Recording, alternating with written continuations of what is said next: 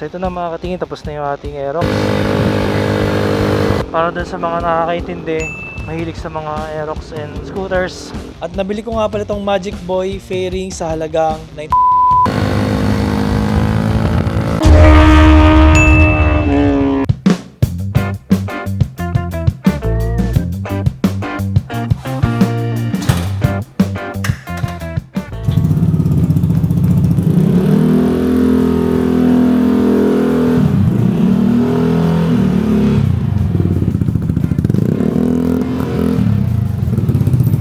Hi mga katingin, gamit natin ngayon ang ating Yamaha Aerox version 2 World GP Edition. And excited ako ngayon kasi finally magagawa natin siya ng content. So previously, kung maalala nyo yung build natin dito, nagpalit tayo ng preno, suspension, front and rear, CVT panggilid, tapos yung original 99 racing pipe, kaya medyo maingay. So ngayon naman, papalit naman tayo ng fairings. Kasi may nabalitaan ako, may bagong supplier ngayon ng fairings sa atin. Ang pangalan niya is Magic Boy. Kaya ito, subukan natin kung gaano kaganda itong Magic Boy Racing. Ang dami niyang pagpipilian, so pagdating doon pipili tayo. And marahil mag-iisip kayo, magtataka kayo, bakit ba tayo magpapalit pa ng pairings? Ang ganda-ganda na ng WGP. Actually, talaga naman, pero syempre yung sa kanya kasi yun yung mga fairings sa ibang bansa na wala dito sa atin. So kumbaga yung may uniqueness, character, at meron siyang ibibigay sa'yo na prestige. Syempre kung wala kang kaparehas, di ba? Kasi yung WGP, hindi naman siya sobrang rare, medyo na rare lang. So itong kay Magic Boy, syempre talagang rare kasi wala kang katulad sigurado nito. Pero lang kung may bibili din ng ganong pairings kay Magic Boy, pero sa kanya kasi bagong labas, so malamang ikaw pa lang ang meron. So yun ang kagandahan sa kanya. Kaya excited ako magkaroon ng makeover itong si WGP Aerox natin. Kaya paikot-ikot tayo ni Waze. Hindi ko na alam kung nasa na tayo. Napahaba yung biyahe natin. Ganda ng napalitan ng suspension. Ganda ng place sa lubak. Kaya dito putikan tayo, putikan. Yan. Panlaban to sa Bulacan. Idaan dito sa Valenzuela. And kung tatanungin nyo ako, dalawa na lang ang scooter ko kasi ngayon sa bahay. Isang ADB 160 tsaka tong Aerox. Kung tatanungin nyo kung alin sa dalawa ang pinakagusto ko, actually, yung upuan ni Aerox mas malambot. Yan, so soon gagawin natin siguro ng comparison kung alin sa kanila dalawa, pero kasi magkaiba sila ng character, handling, lambot ng upuan kay Aerox ako, pero pagdating naman sa pagiging ruggedness, comfort ng backride, syempre kay ADB kasi malapad yung upuan nun. So yun mga difference nila. So pinapaikot-ikot tayo My God, naliligaw tayo. Nakakatawa nag-waste tayo tapos mali-mali. Ayan, so after using the ADV and tong Aerox natin back to back, talagang meron silang strength and weaknesses, pero kapag nakapalit ka ng suspension talaga mas masarap yung ride nito sa ADV. Mas gusto ko yung ride niya, ang lambot ng suspension wow, tagtag ni ADV pag stock shock stock suspension.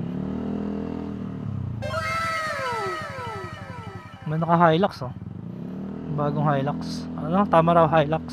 Parang maganda yung kulay black forma parang siya black or gray, parang Jeep Wrangler. So gagawin natin, pipili tayo kung meron tayong magustuhan. Bahala na, tingin lang muna, di ba? Tingin tayo ng pairings doon. Putek. Iwas. Wow. Kala mo nakaiwas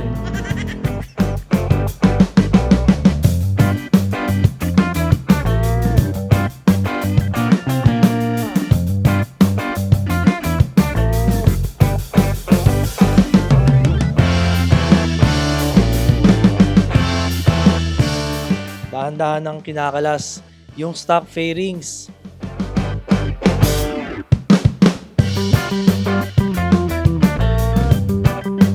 So ito mga katingin, pakita ko sa inyo yung quality ng Magic Boy fairings. Ito ang galing kasama to sa paint, itong gradient na yan.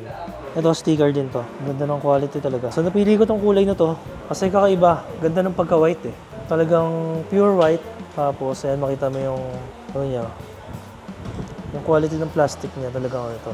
Halos malapit na sa tibay daw ng stock fairings. Tsaka ang gaan gaan ng fairings niya. So ang ganda na ito, yung stock fairings natin, pwede natin itago. At ito na nga, ini-install na ni Kuya ang ating Magic Boy fairings. And by the way, ang Magic Boy fairings is made in Malaysia. Distributed dito sa Pilipinas by Magic Boy Philippines.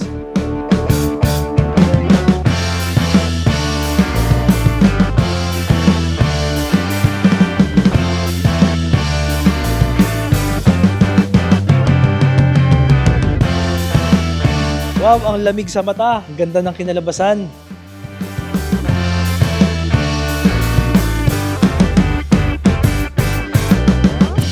At nabili ko nga pala itong Magic Boy fairing sa halagang 9,500. Parang may ilaw. Maingay ito, boss. Maingay? Kita pa? Maingay yan. Pero yung may adjustment ko yan. Silencer pwede. Ah, Silencer. okay. So ito na mga katingin, tapos na yung ating Aerox. So from WGP, colorway naging Indonesian NVX. Ito yung 2024 colorway ng Indonesian Yamaha market. So yun, ito napili natin, powder blue or baby blue na mayroong white. Sobrang lupit. Siyempre pag binuksan natin yung ilaw niyan, ganyan yung tsura niyan. Daming ilaw. Ayan. Ganda ng kulay. Ganda ng combination. Baby blue and white. May pagka green siya eh. Sobrang lupit. Kaya mga katingin, ano masasabi nyo? Saan napili natin colorway? Paalam na tayo. Tol, thank you. Thank you. Thank you, boss. Ay, sige. Boss, thank you. Thank you. Update tayo. Sige, boss. Tol, Ingat ingat. thank you, boss. Ayun. Hindi masakit sa mata. Yung kulay. Masarap sa mata. Hey, boss, thank you. Let's go. Thank you.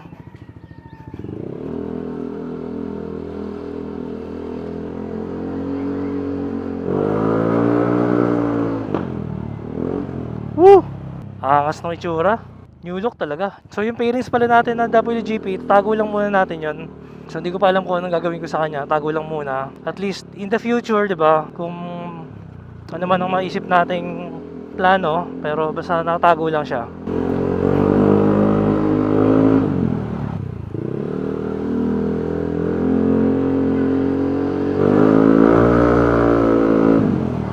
Lubak. Ang ganda ng suspension. Iba talaga pag naka-upgrade ang suspension eh.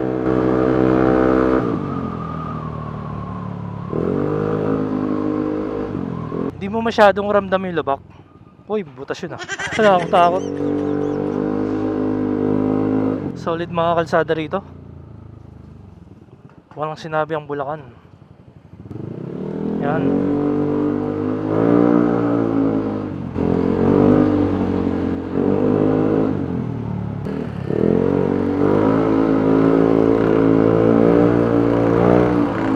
So inabot na tayo ng hapon, mga magpa-5 na, kaya traffic na. So kagandahan lang ng ganito, nagpalit tayo ng fairings. Siyempre, kakaiba sa mata, bago sa paningin. Yung feeling mo parang unique ka eh, no? Tsaka head turner, para dun sa mga nakakaintindi, mahilig sa mga Aerox and scooters, mga enthusiast. Saktong-sakto na kung gusto mong isali sa mga show, diba? Kung gusto mong i-set up, siyempre magsisimula yon sa kailangan yung kulay mo kakaiba, mag-stand out ka sa crowd. At syempre, yung pairings natin, pwede nating i-preserve, tago lang natin. And shoutout nga pala sa Magic Boy Philippines para sa Magic Boy pairings natin. And yun nga po, yung Magic Boy is a Malaysian brand. So made in Malaysia po. Kaya quality talaga, Malaysian concept. Syempre, shoutout din sa Original 99 Racing para sa pipe natin. Yung makina po niya is stock pa. Soon pa remap natin kay Overdrive Moto, pwede.